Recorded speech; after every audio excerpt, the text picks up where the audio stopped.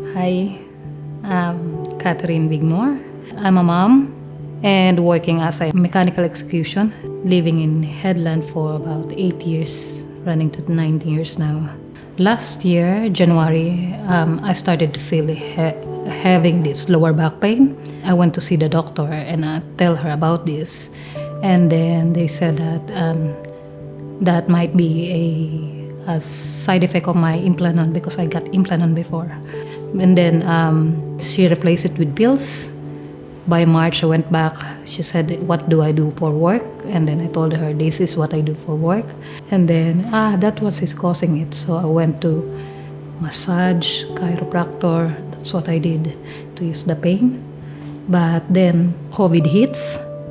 April, we only need to talk to the doctor via phone, so we cannot go to the clinic. So I did ask her, can she do some test, and then my ultrasound shows I got fibroids. After that, she finally referred me to gynecologist. The disadvantage of living here in a headland, you need to wait long for your turn. So I waited from April, May, June, July. So July 29, I received a call that I finally got a spot to see gynecologist. I did tell to my supervisor that going for doctor's appointment at South Headland Hospital. Even told him that I will text you soon as I'm on my way back. But that day, July 30, 12:30, in noon time, changed everything. As soon as my gynecologist saw me, he said that this is not good. You're not going back to work. He did not allow me to go back to work, and then straight to emergency, straight to the theater, and then the next day they flew me down to Perth. Yeah, so I've stayed at one of the hospital in Perth for a few days for biopsy, and it turns out that I got cervical cancer, stage 3. It's already spread to two of my lymph nodes and uterus and then cervix. January this year, I had my first PET scan, and it shows that I already got spot on my lungs, but they said it's stable. So I had another one, March. It shows it's exactly the same. By June 10, I was on my R&R.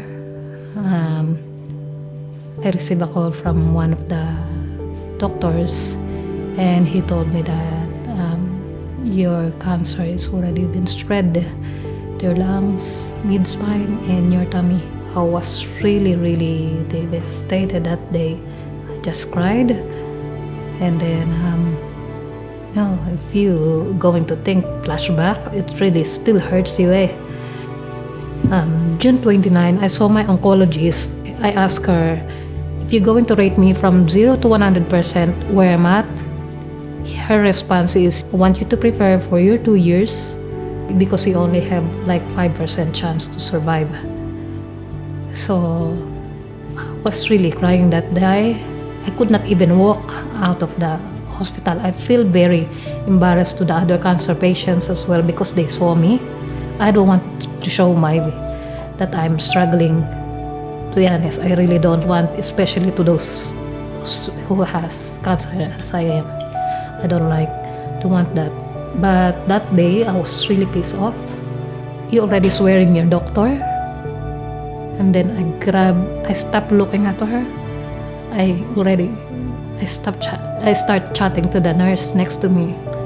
And then I asked her, have you seen anyone on my case that's who survived? She said, yes, especially you're young and you're healthy. So why she needs to tell me this? That's my response. The impact to my son and to my husband is really big. They said that I should not be around with my Bob. And 2 weeks, I left my son to my friend. In that 2 weeks, he did not saw us. He's only like 2.5, 3 years old that time. 3 years old. In 3 years old, imagine what he would think. he think that he got abandoned. He stopped talking as well when he experienced that. And I don't want that. I don't want that. Now that I have this experience, and I'm going to use my voice, my experience, my blogs, just to push others to do it. It's really true that early detection saves lives, because you don't have to go through to what I go through. I started to blog and then share it every step that I do for what I do experience from last year, like the chemo, what we feel, and then the radiation as well.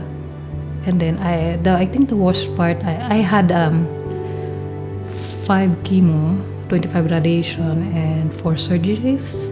My attitude becomes different. I had my chemo, and then went back here. I researched everything that I could to change everything. Literally, I changed my whole life. I cut all of the meats, the processed food, everything. I go for yoga, go for meditation, or PCO, or go for sauna.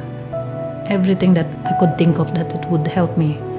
And then I started to share all of that, even my food, what I do every single time that I do share that. And then finally I gain more because I'm sharing this, my journey through my Instagram and my TikTok. And then I finally saw, and I received a lot of questions about cervical screening. What are the symptoms? So I said, they don't know about it like I do. When I started I don't know what TikTok is. I thought that's only, one of my friends says that, God, because they're trying to cheer me up, do dance on TikTok. And then I was like, I don't like to dance. I said that, I think I can use this to share my story. So that's what I did. I started to create this story for what I'm going through, what is new, what I did, and what I stay away. And finally, I slowly received some questions from different part of the world. And then some of these ladies, they live in remote area that they got no idea that how they will get tested and what do they need to do. And then they some of the questions are, what are the symptoms, what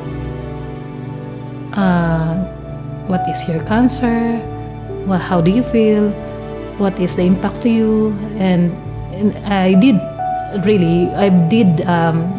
very open to them that you will experience depression, anxiety attacks, and then it would really hit your mental state, to be honest. And then slowly gaining followers, and these followers, I discovered that they are cancer patients as well. I never crossed my mind that you're already inspiring these people, that you should not give up. You should just keep fighting, look the positive, and always move forward. If you get seen early as possible, then it's much easier for them to treat. Yeah, and we're lucky that we are in Australia. We have this screening test, because where I live, everything is not free. So I think the message here is already free. You need to take advantage of it, and then the service is just here. You just need to book and bring these ladies. Yeah. I'll never stop raising awareness, to be honest. I don't want anyone to experience what I experience, to be honest. And if I could save one, that would be big for me. Yeah.